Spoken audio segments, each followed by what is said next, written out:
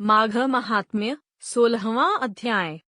कार्तवीर्य कहने लगा कि हे भगवान, वह राक्षस कौन था और कांचन मालिनी कौन थी?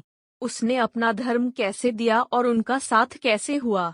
हे ऋषि, अत्रि ऋषि की संतानों के सूर्य, यह कथा सुनाकर मेरा कौतूहल दूर कीजिए। तब दत्तात्रेय जी कहने लगे कि राजन, इस पुरातन विचित्र इतिहास को सुनो। कांचन मालिनी नाम की एक सुंदर अप्सरा थी जो माघ मास में प्रयाग में स्नान करके कैलाश पर जा रही थी। तब उसको मार्ग में जाते हुए हिमालय के कुंज से एक धीर राक्षस ने देखा। उस सोने जैसे तेज वाली, सुंदर कटी वाली, बड़े बड़े नेत्रों वाली, चंद्रमुखी, सुंदर केश और पीपयोधर वाली सुंदर अप्सरा को देखकर उस राक्षस ने कहा कि है सुंदरी, कमलनयनी, तुम कौन हो और कहाँ से आ रही हो?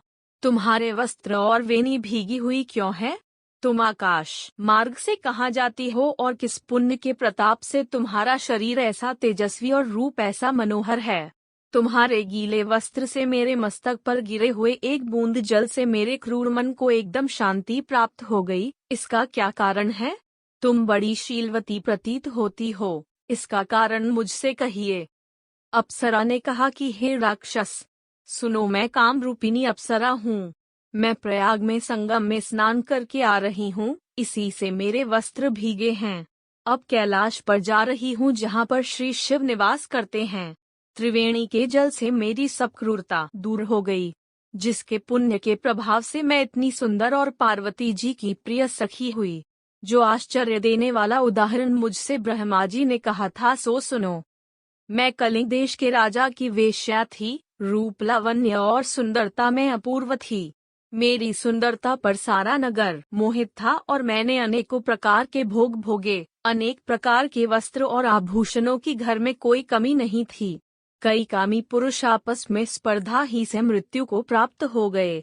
इस तरह उस नगर में बड़ी सुंदरता से यौवन व्यतीत हुआ और मैं वृद्धावस्था को प्राप्त हो गई। तब मेरे मन में विचार उत्पन्न हुआ कि मैंने अपनी सारी आयु पापों में ही व्यतीत कर दी।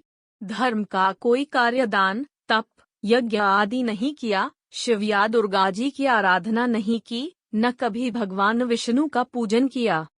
इस प्रकार अशांत चित्त से मैंने एक ब्राह्मण की शरण ली जो वेदों का ज्ञाता और ब्रह्मनिष्ठ था। मैंने उनसे पूछा कि मेरा निस्तार किस प्रकार हो सकता है। महाराज, साधु सज्जन अच्छे और बुरे सभी पर दया करते हैं, इसलिए मुझ दीन पर भी कृपा करके मुझ कीचड़ में डूबी हुई को पकड़कर उबारिए। क्षीर सागर क्या हंस को ही दूध देता है, बत्तख को नहीं देता? तब वह ब्राह्मण राजा का पुरोहित इन सब बातों को सुनकर मुझ पर दया करके कहने लगा कि तू ब्रह्मा के क्षेत्र प्रयाग में जाकर माघ मास में त्रिवेणी संगम में स्नान कर, परंतु मन में अशुभ क्रिया का विचार नहीं करना। पापों के नाश के लिए महर्षियों ने तीर्थ स्थान से अधिक और कोई प्रायश्चित नहीं बतलाया। प्रयाग में स्नान करने से तू अवश्य पवित्र होकर स्वर्ग को जाएगी। हे भामिनी, पुराने समय में गौतम ऋषि की स्त्री को देखकर इंद्र ने काम के वशीभूत होकर कपट वेश में उससे भोग किया था, इसलिए ऋषि द्वारा श्राप दिया गया और उसका शरीर अत्यंत लज्जायुक्त हजारों भगों वाला हो गया। तब इंद्र नीचा मुंह करके अपने पाप कर्म की बुराई कराने लगा। मेरु पर्वत के शिखर पर स्वच्छ जल वाले सरोवर पर एक स्वर्ण कमल से भरे हुए कोटर में घुस गया और अपने पाप को धिक्कारता हुआ कामदेव की बुराई करने लगा कि यह सब पापों का मूल है। इसके ही वशीभूत होकर मनुष्य नरक में जाते हैं और अपने धर्म, कीर्ति, यश और धैर्य का नाश करते हैं। इंद्र ऐसा सोच रहा था सो इंद्र के बिना सारा देवलोक शोभाहीन हो गया। तब देवता, गंधर्व, किन्नर, लोकपाल इंद्रानी के सहित बृहस्पति जी से जाकर पूछने लगे कि महाराज, इंद्र के न रहने से स्वर्ग ऐसा शोभाहीन हो गया है जैसे सतपुत्र के बिना श्रेष्ठ कुल, इसलिए स्वर्ग की शोभा के लिए कोई क्रिया सोचिए। इस विषय में देर नहीं लगानी चाहिए। तब बृहस्पति जी कहने लगे कि इंद्र ने बिना सोचे विचारे जो कर्म किया है उसका फल भोग रहा है, सो वह कहाँ है, मैं यह सब जानता हूँ। फिर गुरुजी ने सबको साथ लेकर स्वर्ण कमलों से युक्त बड़े सरोवर में इंद्र को देखा जिसका मुख मलिन और आंखें बंद थी।